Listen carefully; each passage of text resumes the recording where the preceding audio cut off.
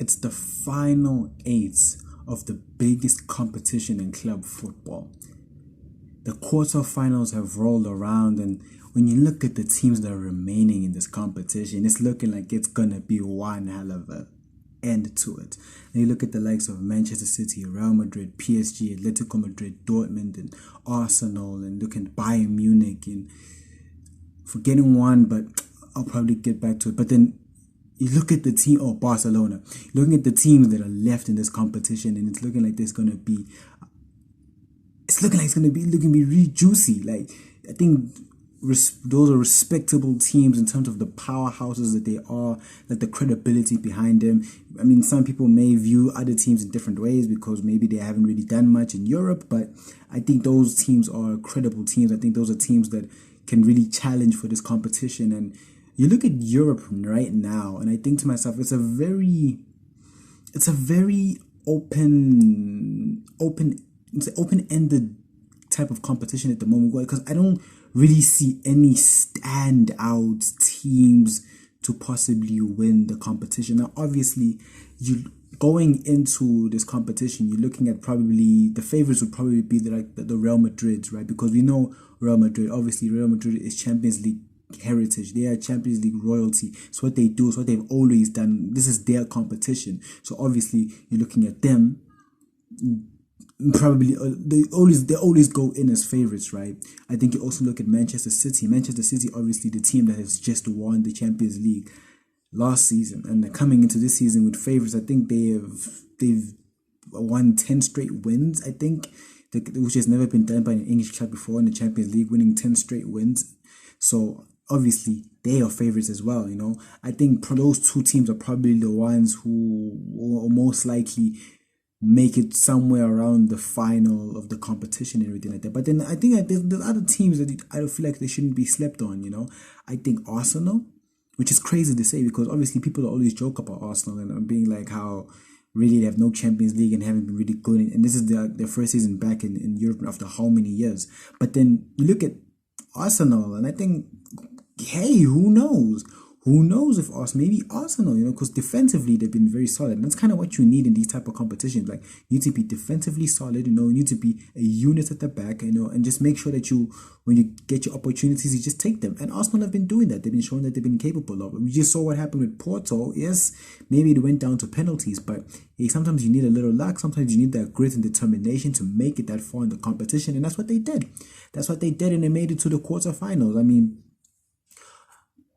anything's possible. They may make it further. Who knows? Obviously, we're looking at the likes of Bayern Munich again, another powerhouse in the competition, even though it was looking a bit shaky for them because we know how they're doing in the Bundesliga. Obviously not being top there, and obviously we saw how things went with Lazio, but they managed to make it through. They do look a bit shaky, so I don't really have them. I don't particularly think that they're gonna make it to that far. I don't particularly think they're gonna win the Champions League personally. I don't think Bayern Munich will be a team they'll win it. So you can rule that out of my prediction. I'm looking at the likes of Atletico Madrid. I'm looking at the likes of Barcelona. Even them, really. I think I look at Barcelona, really. I feel like they're still lacking as a team unit. I feel like they're really relying on more or less individual brilliance a lot of the times. Obviously, the likes of Lamine Yamal, obviously I've talked about him. Go check out the video. But I mean, like, I'm looking at these teams like in Barcelona, and I'm like, I don't particularly think that Barcelona are going to be able to do much. I think maybe they're going to get knocked out either in the quarters or the semis. But I just don't see them going all the way to the final. I just don't see it in them. Obviously, I'm making this video before the draw is made, so I'm just making my own random predictions. I think Dortmund I don't think Dortmund, there's another team that's going to make it that far. So realistically, I'm looking at the teams that are left in this competition, right? I think obviously the favorites being Real Madrid, the favorites being Manchester City, right? For me personally, I think a dark horse for this competition, I know it's crazy to say because defense, I just talked about how defense is one of the most important things when it comes to knockout competitions, right? And I think this team defensively haven't been very good. I think defensively they leak way too many goals. But I think offensively sometimes, because of this one particular player that makes them so dangerous, I think a dark horse, and hear me out, but I think a dark horse for winning the Champions League this season could be PSG. And I am saying this not, I know it's a crazy ass shout. I think it's an insane shout, really, because obviously we know their heritage in terms of how they perform in the Champions League and everything like that. But when you have someone with the likes of Kylian Mbappe in the team, anything is possible because the quality this man brings to the PSG team is unbelievable. And what he's already done in this Champions League campaign is I think alongside him, I think Erling Haaland, I think I'm forgetting someone else. I think obviously the other top goal scorers in the Champions League currently. And the brilliant moments that Kylian Mbappe has been shown. I think, and just imagine the story, right? Imagine this. PSG had Neymar Jr. joined the club because he came in there wanting to win them the Champions League. He wasn't able to do it. Then Neymar and Kylian Mbappe were the duo essentially to try and win them the Champions League. That didn't really happen. And then you got the trio of Lionel Messi, Kylian Mbappe, and Neymar Jr. And that quality of a trio wasn't able to do it. Wasn't able to essentially attain the Champions League for PSG. Now just imagine this, right?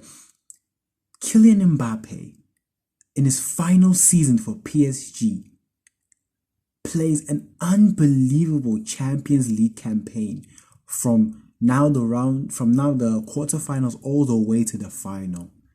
And in his final season, he wins PSG the Champions League, their very first Champions League ever, and essentially just places his name in PSG folklore, essentially becoming probably PSG's biggest legend in doing that. Imagine that, and then leaving PSG with the Champions League and then going to Real Madrid. That would be a fairy tale situation. Like, just imagine how insane that would be.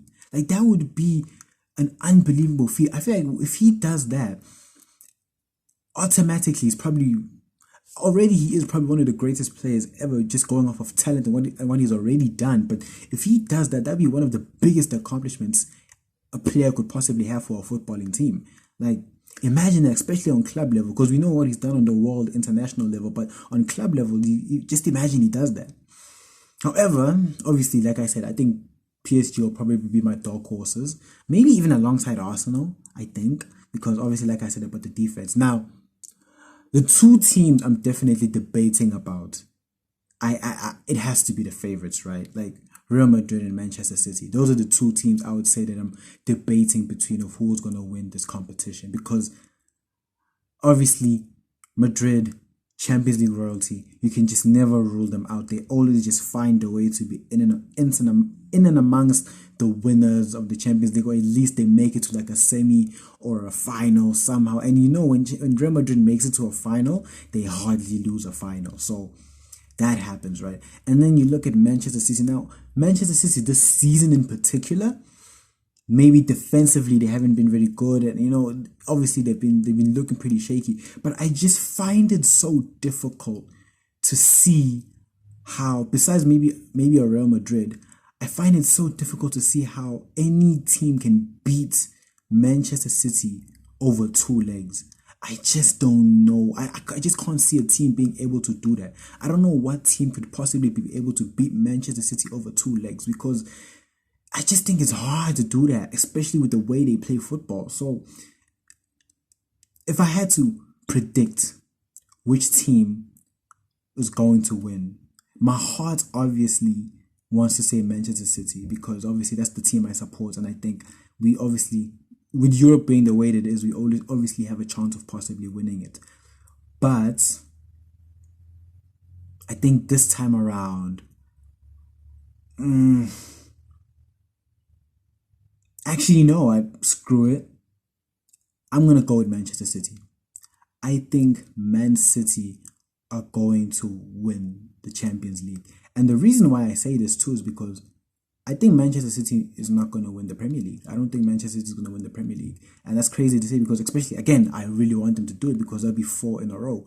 But I don't think Man City is going to win the Premier League this season, and due to that, I think the Champions League is going to be a competition they just need to win, because if they don't win the Prem, I think the only competition they've won so far this season would be the Super Cup and the Club World Cup, and realistically, those are kind of, I don't pretty know if those are the type of competition. I think you're pretty much expected to win those competitions, right?